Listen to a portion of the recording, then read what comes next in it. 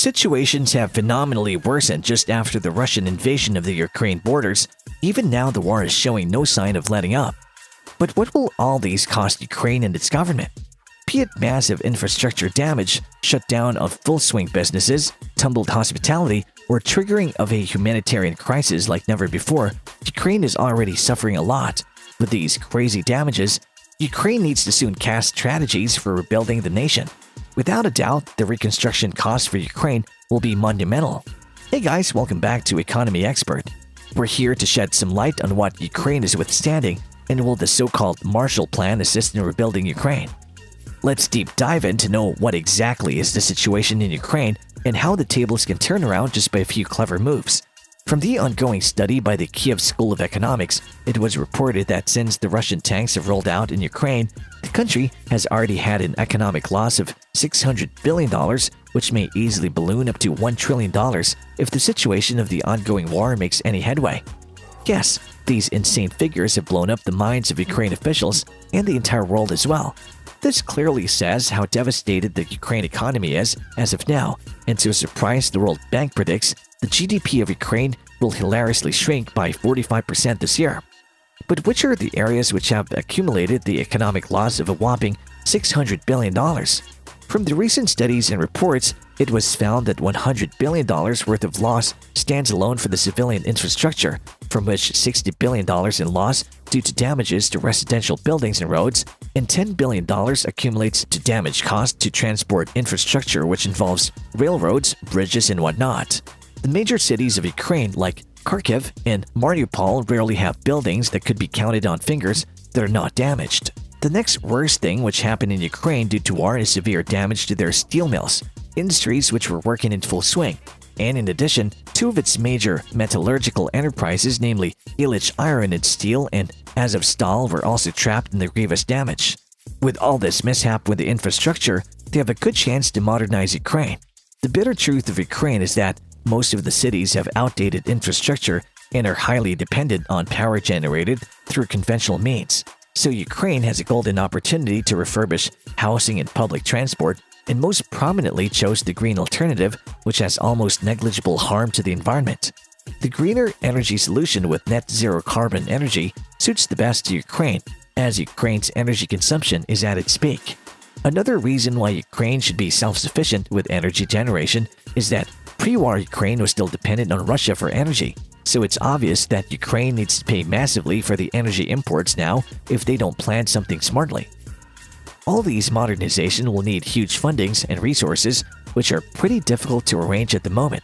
Most of the industries and businesses which could aid in modernization have either shut down or need large amounts of funds to restart their operations.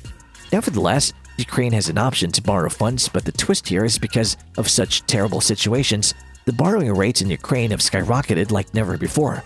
Already, Ukraine has borrowed immensely for continuing the war and also for maintaining its country.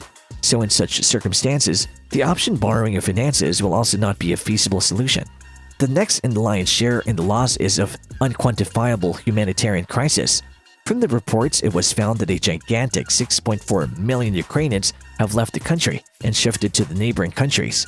Other mammoth troops of Ukrainians have left their homes and relocated to the western parts of Ukraine. So here, Ukraine has a big and crucial task of bringing back all those public who have moved. Not only bringing them back, but ensuring a bright future in Ukraine is a must for those fellow citizens who are not at any fault. Keeping in mind the modernized nation, Ukraine should opt for a technologically advanced economy and most importantly, a new citizen-oriented culture of historical memory, education, and cultural policies should be framed to help citizens believe in their success through modernization. However, Ukraine should keep in mind that the chances are fairly high that it might lose its Donbas territory in a peace settlement with Russia. Nevertheless, it's just a possibility that might happen or may not even happen. But one thing's for sure is Ukraine needs to repair and re-establish its own nation to its pre-war situation, actually entirely modernize it with the best resources. What else needs improvements? It's been almost 3 decades now that Ukraine is surviving in an ineffective distribution of authority.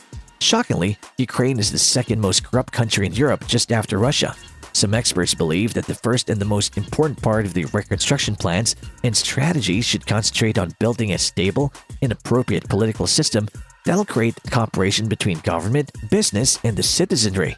By learning from the past mistakes, a political system should be relaunched, which will fulfill the need to rebalance the branches of power and also have a fair political design. All these insane changes and 45% shrink in GDP are conflicting figures, however. Whatever be it, Ukrainians are destined to step forward and rebuild the nation with much better alternatives and options than what it was pre-war. Taking it positively will not only help Ukraine to rebuild its mammoth damages, but there is a hidden opportunity for the nation to bloom in the next few years and amazingly accelerate its financials and country culture. But the question here is how? How will Ukrainians sort out the mess and modernize their nation? Rebuilding Ukraine will be really an expensive and challenging task for Ukrainians as well as for other countries. To meet the short-term financial needs of Ukraine during the ongoing war, the European Union and other countries like the US are helping Ukraine by providing funds in the form of a loan. But here the problem is Ukraine's losses are so gigantic that these small amounts will not at all help the nation rebuild. And even if Ukraine gets funds in form of loans, nations who are offering the loans should be well aware that a war-affected country has tons of problems that need to be taken care of. So in all these, repaying of loans will possibly be the last option Ukraine could choose. Nevertheless, the group of countries has come together to help Ukraine by providing a recovery fund based on the Marshall Plan. Yes, Marshall Plan, which was highly buzzed in 1948, is an American initiative that intended to provide $13 billion worth of funds to Western Europe post-war for recovery. This Marshall Plan helped Western Europe immensely to jumpstart its economic recovery after the end of the war, and also maintain political relationships with other nations like the US. But here in the Russia-Ukraine war, the scenario is different, and now the recovery funds have ballooned incredibly. $13 billion funds, which were sent to Western Europe by contributions of 16 varied countries, accumulated to about $115 billion. And the cost of recovery of Ukraine, we already know, has touched somewhere around $600 billion and is expected to skyrocket to $1 trillion soon. The difference here is mind-blowing, true or not. It's almost fourfold the value of Marshall Plan. Without a doubt, countries are trying to help as much as possible, but that wouldn't be enough to bear the losses. To be clear, the US annual foreign aid budget plan is $40 billion. The European Union's budget is somewhere about $60 billion, and the UK's is around $15 billion. This gives a clear context of how enormously these budgets should be increased to pay the recovery bills of Ukraine. Is there any other option to opt for recovery funds?